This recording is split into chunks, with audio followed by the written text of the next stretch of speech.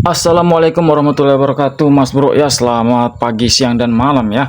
Oke, Mas Bro, ini dia yang kalian tunggu-tunggu ya. Ada beberapa pertanyaan di kolom komentar, kapan up Bang part 2-nya? Oke, ini dia sudah saya jawab, Mas Bro. Sudah saya tampilkan ya untuk salah satu akun yang bertanya kapan upload part 2-nya. Aduh, tarik nafas dulu. Di video ini ya kurang lebih nanti durasinya 10 atau ya lebih lah ya. Sedapatnya aja, semoga jelas. Jadi nanti rekan-rekan simak aja, jangan di skip-skip ya, terutama untuk para pengguna bebek goreng PCR ya dan sejenisnya. Nah, ini dia Mas Bro, saya jelaskan dulu ya. Di part 1 kemarin itu sebagai video opening, kita sudah jelaskan bahwa nanti kita akan melakukan pemasangan custom untuk pemasangan Matrix X1 lengkap dengan sorot di motor headlampnya punya PCR ini ya. Nah, ini Mas Bro ya. Kok tiba-tiba hitam gitu ya, nggak ada proses cuak-cuaknya. Jadi ya untuk proses pencuakannya tidak sempat kita buatkan video Mas Bro, karena kemarin tuh pemasangan di bengkel saya sedang padat-padatnya, jadi terlalu banyak orang yang menunggu. Tidak sempat lah saya buatkan video pada intinya Mas Bro, tapi insya Allah di kesempatan kali ini saya akan jelaskan serinci-rincinya tentang bagaimana cara pencuakannya, kemudian berapa sih lebar ukuran pencuakannya. Jadi kurang lebih gitu Mas Bro ya. Jadi untuk lengkapannya, ini ownernya bawa barang sendiri semua Mas Bro, bukan saya yang sediakan. Jadi ya nggak masalah kalau di tempat saya mau bawa barang dari luar, monggo, nggak ada masalah. Pokoknya part-part yang dibawa oleh ownernya ya untuk pemasangan custom kali ini. Jadi yang pertama dibawa ini tentu saja headlampnya, kemudian mikanya, ini lampu matrixnya, produk dari RTD Rayton ya. Kemudian ini sorotnya, sorot RGB, produk dari CR7. Ini kayaknya collab ini. Ya pokoknya owner yang bawa demikian, kita tinggal pasang aja Mas Bro ya. Oke, jadi tanpa panjang lebar lagi, itu tadi dia untuk part-partnya. Kemudian dari mana dulu ya yang mau kita jelaskan ya. Kalau lampu ini saya rasa tidak perlu dijelaskan sih ya, karena ini sudah buatan pabrik. Ini juga tidak perlu ya, tidak perlu kita jelaskan karena ini juga buatan pabrik ya. Nah, jadi kita fokus penjelasannya ke ini Mas Bro ya. Dua part ini ya. Nah, ini ya kalau ada yang penasaran apa ini ya. Oke, simak aja Mas Bro penjelasannya dan bagaimana cara buatnya nanti ya. Kemudian yang kita jelaskan kedua adalah ini ya, headlampnya sendiri Mas Bro. Ini sebagai catatan untuk tampilan awal warnanya bukan seperti ini ya. Warnanya seperti krum-krum gitu lah Mas Bro ya. Ya seperti pada umumnya lah, supaya cahaya itu mantul kalau pakai lampu standar ya. Oke Mas Bro, yang pertama saya mau jelaskan mulai dari si headlampnya sendiri ya, tentang bagaimana proses pencuakannya, lebar pencuakannya, dan bagian mana yang harus dicoak ya. Jadi rekan-rekan simak, jangan di skip-skip supaya bisa pasang sendiri. Tapi kalau tidak mau repot, yang tinggal seputaran Penajam dan sekitarnya langsung mampirkan ke sini Mas Bro ya, kuda besinya. Kita langsung garap. Kalau perlu rekan-rekan sediakan pulpen dan kertas ya untuk mencatat supaya tidak mengulang-ulang video. Tapi kalau ada yang mengulang-ulang videonya ya boleh aja ya, saya malah tambah senang ya. Jadi untuk bentukan headlampnya sendiri Mas Bro, untuk kondisi awal itu tidak seperti ini ya. Ini kan sudah kita coak ya. Untuk kondisi awal dia itu utuh Mas Bro ya. Ya utuh lah pokoknya, belum tercoak seperti ini ya. Aduh sayangnya saya tidak bisa buatkan video pencoakannya kemarin ya. Cuma ini semoga jelas sejelas-jelasnya. Jadi apa sih Mas Bro tujuannya kita coak? Ini ada berapa coakan ini ya? 1, 2, kemudian ada 3 coakan nih yang belakang, atas, bawah, belakang lengkap, kanan kirinya nggak ada ya. Jadi tujuannya kita coak yang pertama pencoakan atas dengan bawah ya, tujuannya supaya ini kabel panjang betul juga, cabut dulu. Oke, tujuannya adalah agar si sorotnya ini bisa masuk dengan presisi Mas Bro ya. Nah jadi untuk kabel sorotnya ini kita masuk lewat sini nih, kelihatan enggak belakang sini Mas Bro. Nah ini ya, masuk lewat sini. Nah masuk ke belakang, rekan-rekan tarik aja. Ini videonya kalau saya percepat-cepat nggak apa-apa Mas Bro ya. Tapi jadi tujuannya agar si sorot ini bisa masuk. Nah, gini Mas Bro ya. Dan bagian bawahnya juga bisa masuk supaya atasnya tidak mentok sama mikanya sendiri. Jadi gitu Mas Bro ya. Itu tujuannya kita coak untuk bagian atas dan bawah. Kemudian lanjut untuk lebar coakan. Duh, pelan-pelan. Ya, Oke, sekarang untuk lebar coakan atas, ini sebetulnya relatif ya. Silakan rekan-rekan ukur aja. Yang penting atasnya ini bisa masuk seperti ini Mas Bro ya. Tidak mentok, kemudian tidak juga sangkut. Jadi sebagai catatan, kalau rekan-rekan mau coak itu jangan langsung besar ya. Kecil-kecil aja dulu seperti ini ya. Jangan, ini kan karena saya sudah jadi ya. Jadi dalam artian jangan langsung besar seperti ini. Kecil aja dulu, misalkan lebarnya segini, nanti belum masuk tambahi lagi, diukur lagi, digedein lagi. Jadi kurang lebih begitu Mas Bro, pelan-pelan. Jadi tujuannya supaya nanti hasilnya itu presisi dan rapi ya Mas Bro. Jadi nggak usah buru-buru kalau masang seperti ini Mas Bro ya. Kecuali kalau sudah memang logikanya main, kemudian tingkat imajinasinya tinggi, begitu sekali lihat langsung bisa coak presisi, monggo silakan langsung gas saja. Oh iya Mas Bro, ini mohon maaf ya kalau pencahayaannya kurang, ini sudah saya bantu pakai penerangan. Oke lanjut, tapi kalau rekan-rekan mau tiru lebar pencoakan yang saya buat boleh ya. Jadi langsung saya ukur. Untuk bagian yang paling depan, ini bagian moncong sini, ini kita ukur dulu lebarnya, jadi silakan rekan-rekan catat. Jadi untuk lebar coakan atas itu lebarnya 78 mili Mas Bro ya, 78 mili ya untuk lebar bagian atas moncong yang paling depan ini. Kan karena coakannya begini kemudian turun begini ya, tidak langsung hantam lurus seperti itu. Jadi untuk yang paling pertama ini lebarnya tadi 78 mili, atau kalau di senti itu 7,8 senti ya. Kita ukur dari tepi pinggir aja ya.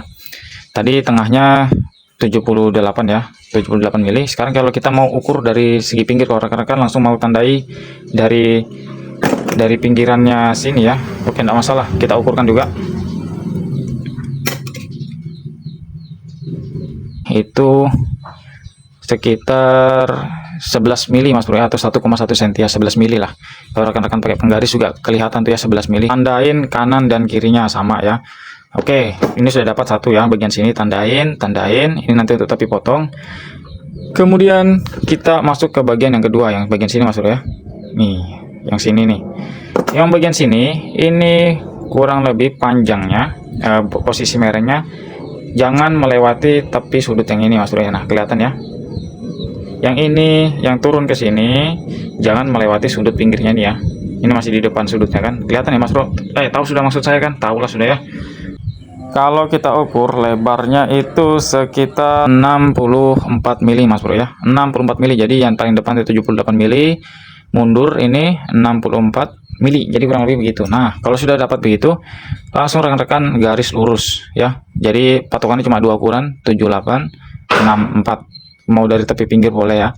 Yaitu 78 mili, 64 mili, langsung rekan-rekan garis lurus, kemudian potong. Oke, langsung begitu. Jelas ya untuk yang atas Mas Bro. Kemudian untuk yang bawah, rekan-rekan bisa lihat dulu. Untuk yang bagian coakan sini saya tandai, saya buatkan posisinya bidang miring ya, tidak tegak lurus langsung ke bawah.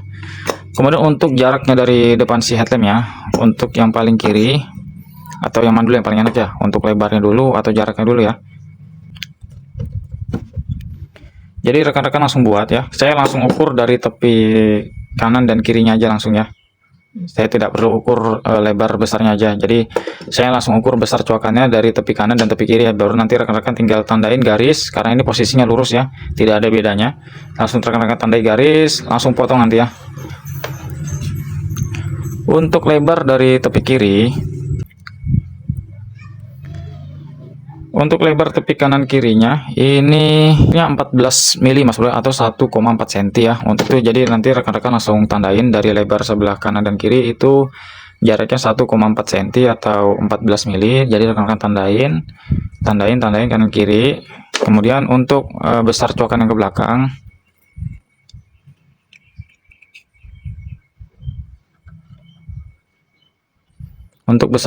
belakang, itu lebarnya 23 mili Mas Bro ya. Oke, jelas ya.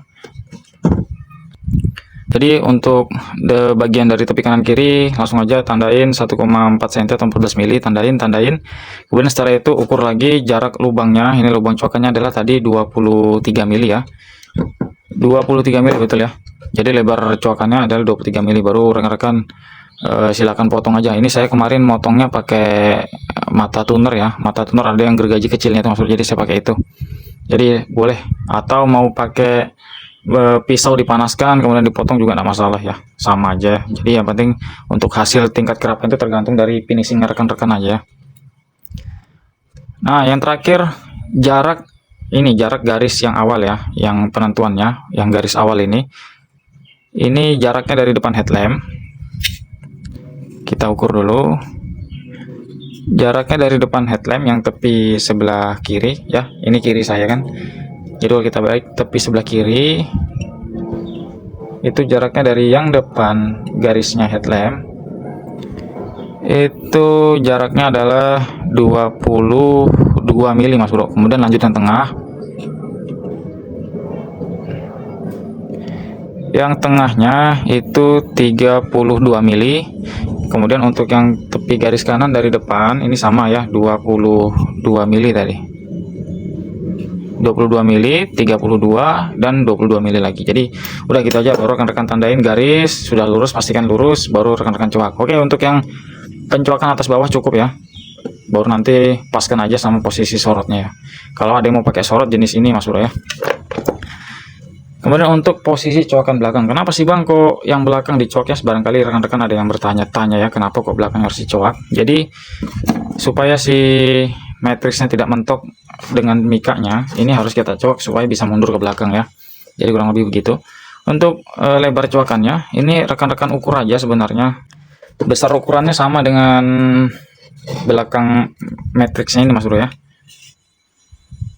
Nah gini. Nah ini kan sama Mas Bro ya. Nah ini kan sama besarnya. Jadi nanti rekan-rekan ukur aja, kalau memang kurang besar tinggal rekan-rekan tambahi aja lubangnya. Jadi main cantik lah, main pelan-pelan, santai, hasil rapi maksimal ya. Jadi kurang lebih begitu. Kemudian sama juga yang lebar samping ini disesuaikan dengan lebar bodi belakang matriksnya ya. Oke, jadi kurang lebih begitu. Nah jangan lupa sebagai catatan, pastikan dia posisinya center di tengah ya. Pas di tengah coakannya. Kan ada itu yang belakangnya lampu yang biasanya di soket H6 ya, kalau nggak salah yang 2 mata itu kan rekan-rekan tinggal ukur aja center tengahnya titiknya mana, kemudian diukur aja kanan dan kirinya. Jadi kurang lebih gitu ya. Oke, cukup untuk cara pencoakan. Kemudian ini yang saya jelaskan kedua, ini sebagai retrofitnya Mas Bro ya. Ini retrofitnya sangat pentingnya. Kemarin ada pertanyaan, Bang itu kipasnya belakang nggak ditutup aman kah? Oh enggak Mas Bro ya, ini yang belakang kita tutup juga.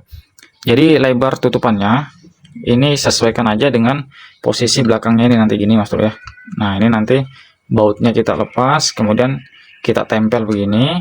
Aman kah Bang? Aman ya, karena posisi belakangnya ini kita amati kipasnya ini tidak bersentuhan juga dengan besi ya, jadi tetap bisa berfungsi ya. Baru supaya lebih fungsinya maksimal Mas Bro, jangan lupa tengahnya lubangin ya sebagai sirkulasi supaya kipasnya ini bisa bekerja ya.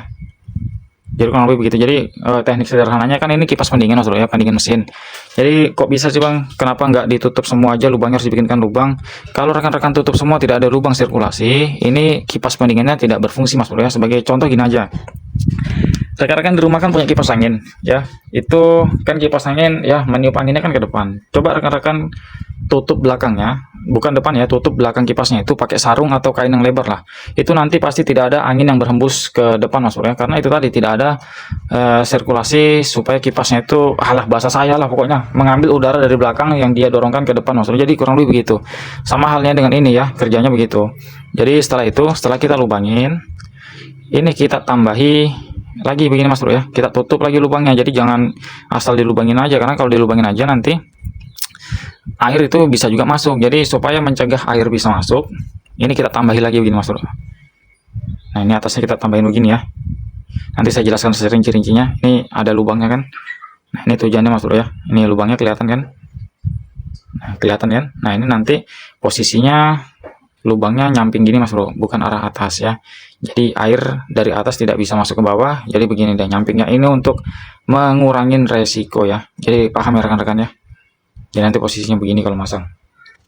Nah begini maksud saya ya, jadi posisinya menyamping tuh lubangnya. Jadi nanti tetap fungsi, nanti ini rapat tinggal kita lem lagi ya. Jadi kurang lebih begitu. Nah sekarang tinggal bagaimana cara membuat retrofit belakangnya ya. Oke, ini akan saya jelaskan dengan singkat, padat, dan jelas. Jadi untuk lebar bagian retrofit belakang ini rekan-rekan ukur sesuai dengan lebar bodi belakang kipasnya. Kemudian ini lubang, ini adalah lubang presisi bautnya ya. Jadi nanti bautnya ini kita lepas dulu, baru kita tempelkan ini, baru kita baut dari luar. Jadi nanti dia ya istilahnya merapat kembali lah ya. Ini juga nanti lampu mesinnya tidak oblak-oblak. Jadi kurang lebih gitu Mas Bro ya. Kemudian langsung ke cara buat retrofitnya itu tadi, ukur sesuai dengan bodi belakangnya ini, tutup kipasnya diukur aja. Kemudian lubangnya juga dipresisikan. Cara meresisikannya gampang. Ini rekan-rekan lepas dulu baut empatnya. Kemudian ini platnya nanti bisa dicabut. Nanti kalau udah dicabut ditempel kayak begini ya. Baru nanti rekan-rekan tandain pakai spidol untuk titik lubang bautnya. Nanti pasti presisi Mas Bro. Cabut aja Mas Bro, nggak usah takut mesinnya lepas ya, enggak. Pokoknya ya rekan-rekan cabut dulu bautnya 4 ini, dilepas dulu, baru nanti dilepas pelan-pelan ini, tutup cover besinya ini ya. Baru nanti dia bisa lepas. Ini nggak ada nempel apa-apa ini, nggak ada nempel baut, nggak ada nempel apa ya di dalam. Jadi tarik aja hati-hati, aman. Baru nanti diukur. Untuk bahannya, ini bahannya rekan-rekan tahu pipa kan, PVC. Jadi PVC yang awalnya bundar gulungan tuh kayak bentuknya celengan itu dipotong jadi 2, baru nanti dipanaskan, baru ditindis pakai media keramik kah atau apa yang bisa jadi dia lembaran. Jadinya nanti seperti ini. Nah jelas sudah kan ini. Kemudian nanti tinggal diukur pakai malkardus dulu atau bagaimana terserah aja. Diukur langsung begini, baru sama rekan-rekan potong. Ini sama dengan tutup atasnya. Ini tutup atasnya juga sama Mas Bro. Kok bisa Bang ini ada rongganya gitu ya, kelihatan naik. Ini jadi pipa ini kan saya buat lembaran kotak atasnya. Kemudian di sampingnya yang ini, nah yang tidak ada lubangnya ini ya, yang bagian pinggir sini, ini kita potongkan juga PVC ini yang kecil-kecil aja. Usahakan ada rongganya seperti ini ya, jangan terlalu besar juga rongganya. Ini sudah berfungsi Mas Bro ya. Nah jadi gini ya, di potongan kecil, kemudian ditempel di sini, dilem. Jadi nanti seperti ini. Tapi kalau rekan-rekan langsung potong bagian persegi atasnya ini yang kecil, baru rekan-rekan langsung tempel tanpa ada ditambahin bagian yang kecilnya seperti ini, itu nanti sama aja bohong, lubangnya rapat kembali, tidak jadi rongga seperti ini ya. Nah gitu maksudnya.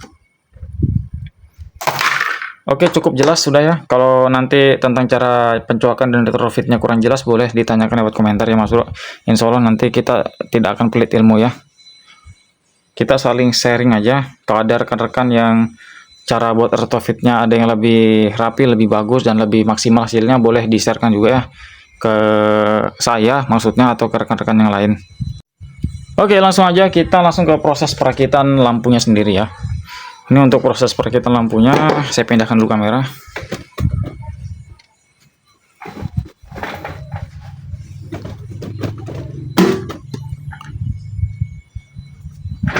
Baik, untuk proses perakitan lampunya sangat gampang. Ini sorotnya sudah PNP ya, sama matriksnya.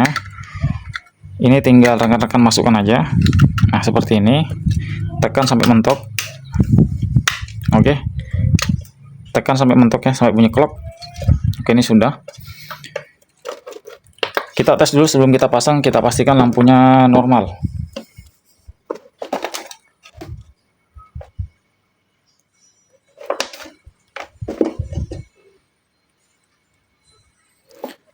Oke, ini untuk ring sorotnya. Ini ring sorotnya tipenya RGB Mas Bro. Jadi nanti bisa disetting lewat Android smartphone ya. Nanti kita coba juga setting ya. Ini untuk sorotnya. Kemudian untuk devilnya,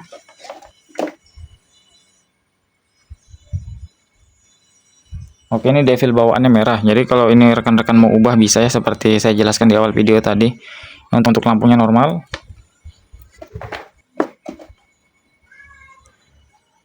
Oke.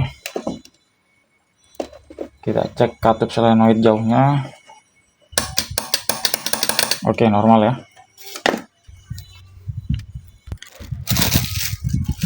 Kemudian selanjutnya langsung kita pasangkan ke headlampnya. Ini saya lapisi dulu pakai plastik, menghindari keteledoran saat pemasangan ya, supaya tidak terjadinya lecet-lecet.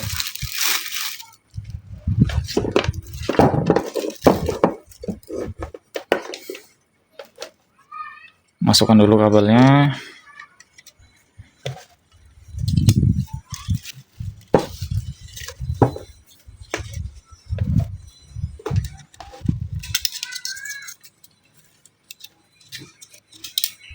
Untuk kabel bawaan metriknya lewat lubang yang belakang tuh.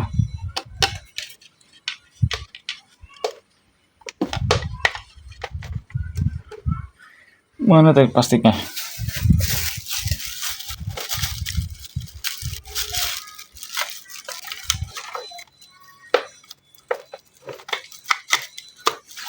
Oke, pelan-pelan aja Mas Bro ya. Tidak usah buru-buru.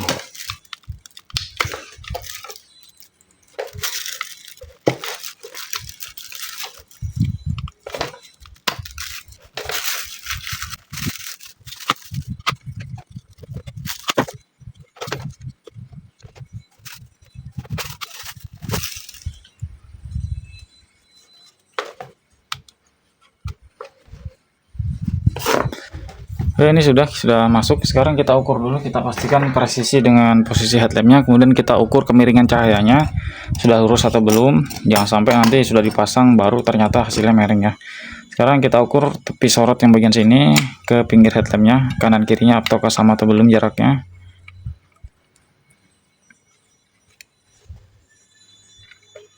Nah, nggak sama ya, ternyata lebih lebar yang kiri. Ini kita betulkan lagi. Jadi pelan-pelan aja Mas Bro, pastikan pemasangannya itu ya rapi dan maksimal tentunya ya. Oke, sudah sama kurang lebih. Kurang dikit lagi. Duh, kebanyakan.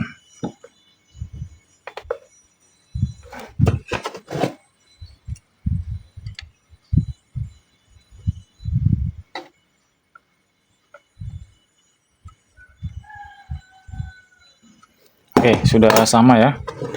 Kemudian supaya lebih meyakinkan, yang posisi ring sorot bagian bawah pastikan juga sama.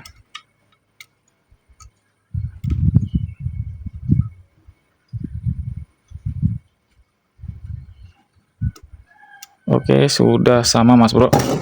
Jadi ini untuk look dari depan ya. Kemudian nih, siapa tahu ada yang penasaran ya, mentok enggak dengan mika. Jadi untuk sama mikanya tidak ada mentok Mas Bro ya, presisi, rapat kembali nanti ya. Oke, sekarang kita mau tes dulu untuk kemiringan cahayanya sudah lurus belum. Oke Mas Bro, kita setting cahaya, kita tes untuk pengukuran cahaya. Ini dia miring atau tidak ya. Jadi untuk pengetesannya, ini mohon maaf Mas Bro ya, videonya kalau kurang jelas kualitas videonya karena sudah malam ini. Lampu penerangan juga seadanya. Jadi untuk mengukur cahaya di headlamp miring atau tidaknya, di sana saya sudah buatkan garis merah itu ya, itu garis center. Dia maksudnya garis center, garis lurus cahayanya. Ini saya gunakan water pass. Jadi penggunaan water pass ini apabila posisi air di tengah seperti ini, maka itu artinya lurus Mas Bro ya. Begitulah posisi intinya. Jadi kita langsung mau tes.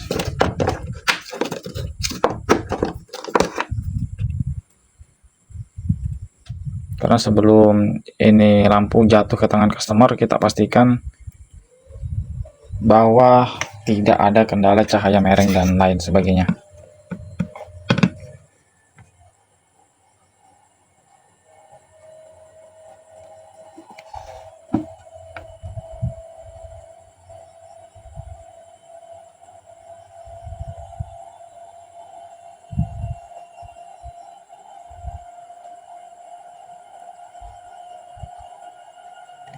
Oke Mas Bro, untuk cahaya aman sudah ya. Untuk cahaya sudah aman Mas Bro. dia di garis merahnya ini. Ya nanti apabila sudah terpasang di motor cahaya itu merah, itu biasanya posisi dudukan bracket dari bawaan motornya yang sudah tidak presisi lagi ya. Ini kita gunakan lem cor plastik supaya tidak goyang lagi. Kemudian langsung kita beri tutup retrofitnya Mas Bro ya di belakang kipasnya. Ini bautnya sudah saya longgarkan supaya prosesnya lebih cepat. Ini karena sudah malam Mas Bro, saya sudah sangat-sangat mulai mengantuk. Nah, ini untuk retrofit yang saya buat seperti saya jelaskan di dalam video awal-awal tadi. Jadi langsung kita tempel di belakang sini Mas Bro ya. Posisi bautnya juga sudah presisi. Langsung kita baut aja. Oke Mas Bro, ini untuk kondisi retrofit yang terkini ya. Ini kita sudah proses pengeleman paten ya. Ya, jadi jangan gunakan lem tembak sekali lagi Mas Bro ya, karena lem tembak ini sifatnya tidak bisa terkena panas. Kalau terkena panas lemnya meleleh, malah lampu nanti dudukannya tidak kuat Mas Bro. Ini Mas Bro ya, ini untuk kondisi belakang. Ini retrofit. Nah ini Mas Bro ya, ini penampakannya. Ini yang kotak kecil belakang ini lubang sirkulasinya kita tutup, tapi tetap ada rongga supaya kipas pendingin itu dapat berfungsi ya. Untuk retrofit itu silakan rekan-rekan tiru aja, mau pakai yang tipe begini yang saya buat, atau bisa juga pakai yang kotak begini ya. Yang kotak begini nanti dia nutup begini Mas Bro. Nah, nutup seperti ini. Ini silakan aja rekan-rekan bisa buat cetakannya. Ini saya buat cetakannya dari kardus ya. Jadi nanti tinggal kita gunting lembaran PVC-nya berbentuk seperti ini Mas Bro. Tapi pertimbangan dari saya, karena setahu saya bodi belakang lampunya PCR itu sangat-sangat sempit. Jadi kenapa saya lebih sarankan pakai jenis retrofit yang ini ya. Menurut saya juga sama saja. Karena untuk celah-celah lampunya sendiri kita sudah kasihkan tambahan lem, jadi meminimalisir air itu tidak masuk. Tapi lebih penting lagi maksud tetap harus ada untuk sirkulasi udara panas keluar ya. Karena kalau semuanya betul-betul rapat, itu nantinya malah mengembun Mas Bro. Jadi untuk sirkulasi udara ini saya buatkan ada satu di bawah sini, kemudian satu di sini ya. Untuk pemasangan di tempat kita, itu biasanya kita garansikan retrofit ya, apabila terjadi embun, nanti kita suruh kembali, itu biasanya kita tanggung lagi Mas Bro ya. Jadi kurang lebih demikian. Ini look dari dekat untuk retrofitnya Mas Bro ya. Silakan rekan-rekan pandangi apakah ini efektif atau tidak ya. Kalau menurut saya ini sudah efektif. Untuk retrofitnya cukup sekian rekan-rekan. Jika ada yang kurang jelas boleh langsung tanyakan lewat kolom komentar ya. Kita langsung masuk ke proses pengetesan lampu matriksnya. Oke Mas Bro, untuk video kali ini kita sudah sampai di penghujung. Jadi di part 2 ini kemungkinan sekaligus selesai untuk proses pemasangan matriks X1 lengkap dengan sorot yang tipe begini di batoknya PCR. Jadi untuk rekan-rekan kalau ada yang merasa kurang jelas, kurang dimengerti, kurang paham, boleh langsung tanyakan lewat komentar ya. Atau ada para senior yang sudah lama di dunia perlampuan, ada yang retrofitnya lebih rapi, atau ada saran-saran lainnya dan masukan, boleh juga tinggalkan jejak di komentar Mas Bro ya. Itu menurut saya sangat-sangat berkah ilmunya nanti Mas Bro ya. Oke, ini dia untuk penampakan dari depan tanpa mika. Sekarang kita mau tutup kembali supaya debu tidak masuk karena ini sudah finishing. Oke, mungkin ini yang juga ditunggu rekan-rekan ya. Penasaran bagaimana sih penampakan ketika si Matrix X1 ini lengkap dengan sorotnya ketika menyala ya. Oke, langsung saja lah ya. Kita mau testing dulu. Ini untuk sorotnya mode RGB Mas Bro, bisa setting lewat smartphone. Kita mau coba setting dulu.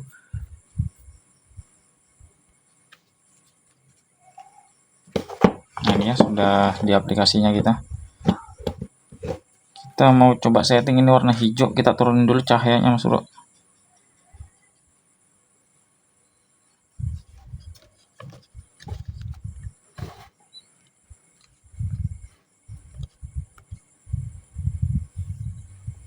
Oke, kita mau tes warna merah.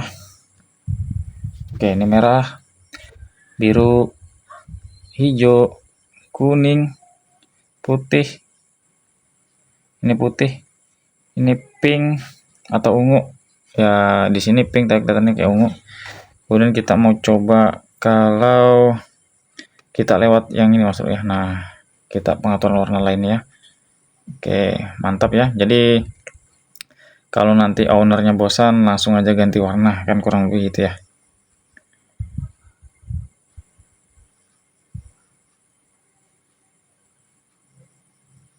Ini merah, hijau, biru,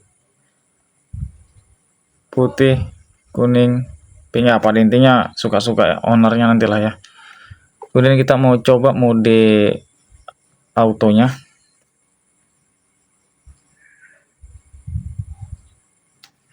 Nah, ini untuk mode autonya Mas Bro, bagaimana, mantap tidak ya?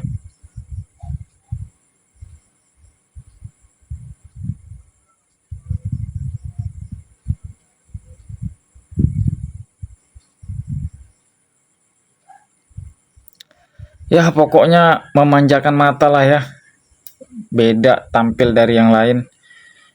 Oke, itu aja untuk pengetesan ring sorotnya. Sekarang kita mau coba gabung antara Devil dan ring sorotnya ya. Kombinasi warnanya kita mau lihat cocoknya di apa, karena Devil Matrixnya itu warnanya merah ya. Kita setting dulu di warna putih untuk ring sorotnya.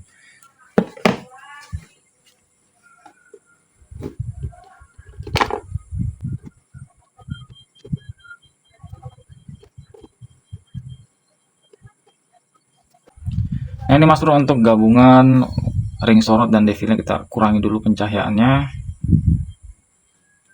Coba kita perdekat.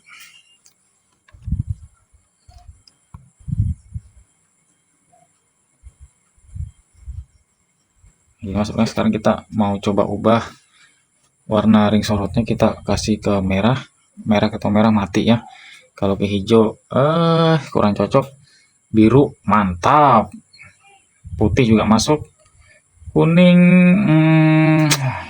saya sih kurang suka ya. Ungu mantap juga. Sekarang ke ice blue. Mantap juga Mas Bro. Kalau ice blue ini kalau di kamera nggak terlalu kelihatan ya, apalagi malam Mas Bro ya. Ini kombinasinya kalau ice blue mantap Mas Bro. Nah, ini ice blue ya. Ini biru. Nah, beda Mas Bro ya. Ini ice blue, ini biru. Coba kalau kita pasangkan mika, biasanya bias Mas Bro. Nah, bias kan? Nih. Karena kualitas mika ini beda-beda Mas Bro ya. Ini juga tentunya PR sekali ya. Ini mereknya, nggak usah sebut merek lah.